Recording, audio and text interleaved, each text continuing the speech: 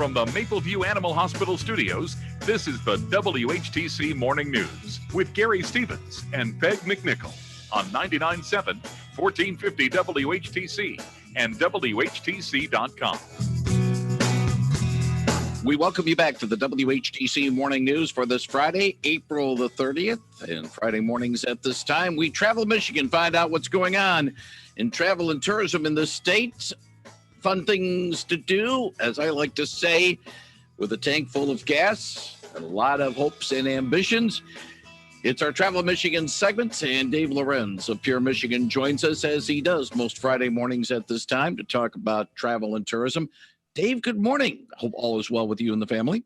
Good morning. All is well, Gary. And let's hope we're going to do a lot of those one-tank trips this coming summer, because I'm sure you've noticed those gas prices are starting to really rise, as are so many other prices. You know, that's literally the price of getting back our economy and getting success rolling forward again. So, it's going to be really important for people to start to explore, investigate, figure out what they want to do this summer.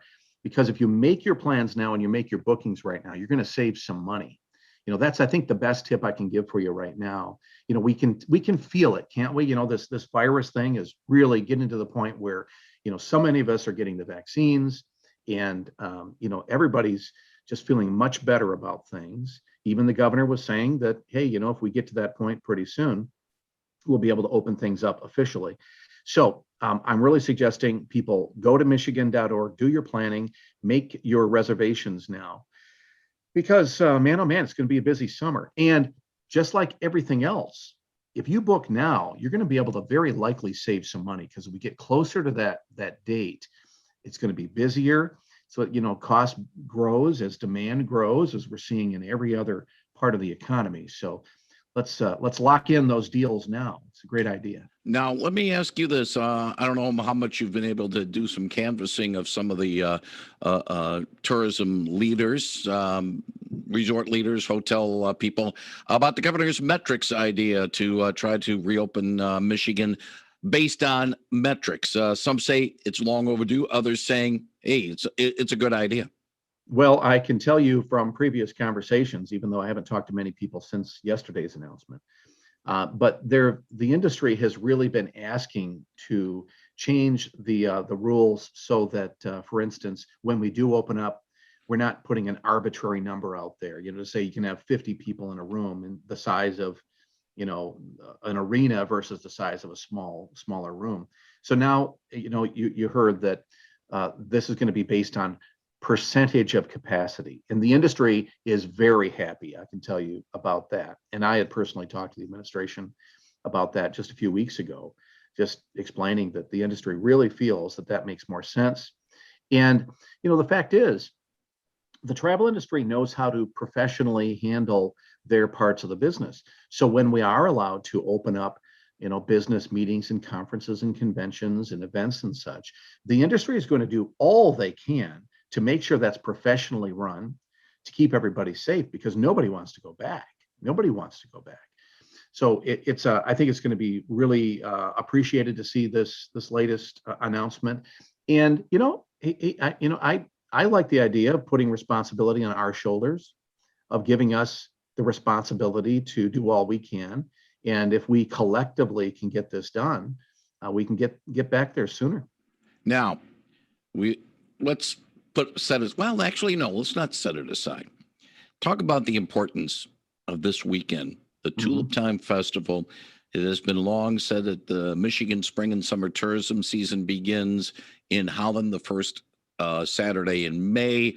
Mayor Al McGeehan used to say that the state's tourism season begins Wednesday at 1 o'clock or 2 o'clock when the Volks Parade steps off from Columbia and 8th in downtown Holland. Talk about the importance of Tulip Time, especially this year, in really getting things going in the state's tourism season. Yeah, Tulip Time and all of our big community events have always been very important for a lot of reasons. They give us this opportunity to celebrate our culture. In this case, it's a really unique European culture that, the community has held on to and shown pride in. So that's really important, because this is one of these things that brings us together. festivals and events bring us together as communities.